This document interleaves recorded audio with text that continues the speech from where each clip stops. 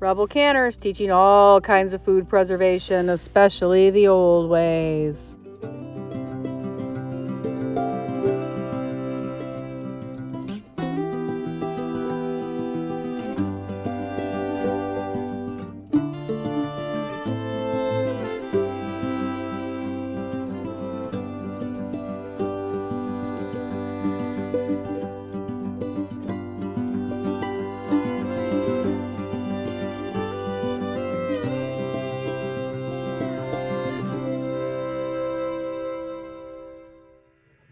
Welcome back, Rebel Canners. Today I am talking about beefsteak mushrooms. This one is very controversial, and I really agree with the controversy on this one. This is not a beginner mushroom. This is not a mushroom you should go out as a beginner and pick, but I'm including it in this series because I have a story about it, and I think that you can learn something from my stories. So my family has always done a lot of morel mushroom picking. Not much more than morels and beefsteaks. Again, my parents lived through the Depression. They were taught these wild foods, taught to forage for them, and they passed that on to me.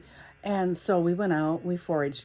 Beefsteaks are different than morels. You usually find them under like pine trees and things. And they come out at the same time here where I live.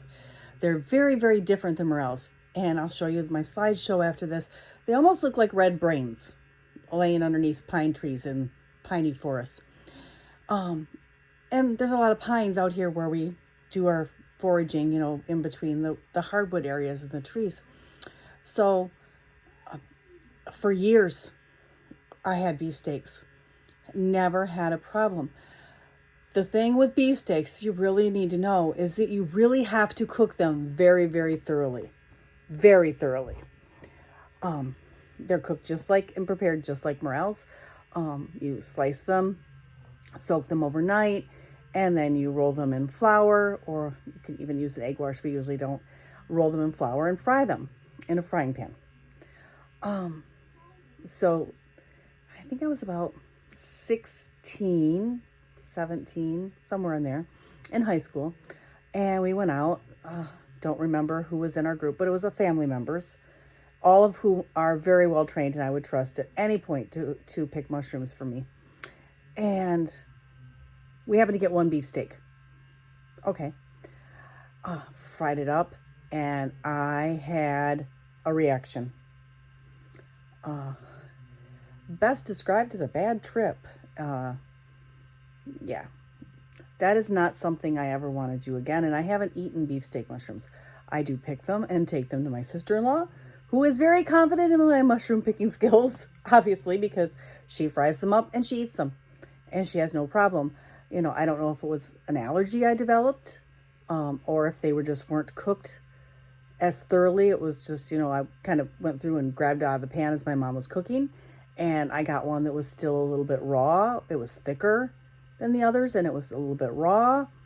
I can't explain it. And that is one of the things that they say about these mushrooms is, you know, you can eat thousands of them and then suddenly get one and have a problem.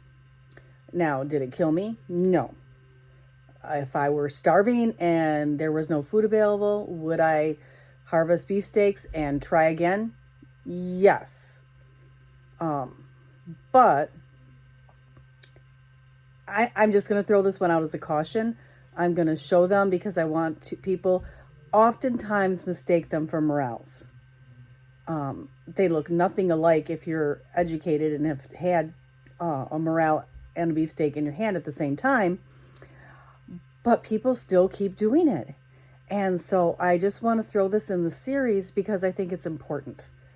You know, you really need hands-on training, not just these videos, but hands-on training with this type of foraging. So take a class, but enjoy the slideshow that I have to go along with this. Thank you, Rebel Canners. Bye. They have this rusty red color to them. They have a stem, just like a morel. To prepare, go ahead and cut them in half. Again, you soak them in a mild saltwater solution, about a tablespoon in a pint of water, overnight. You can blot them dry and do an egg wash, or if you prefer, you can just roll them in flour and then just fry them up. Nothing better than a batch of fried morels.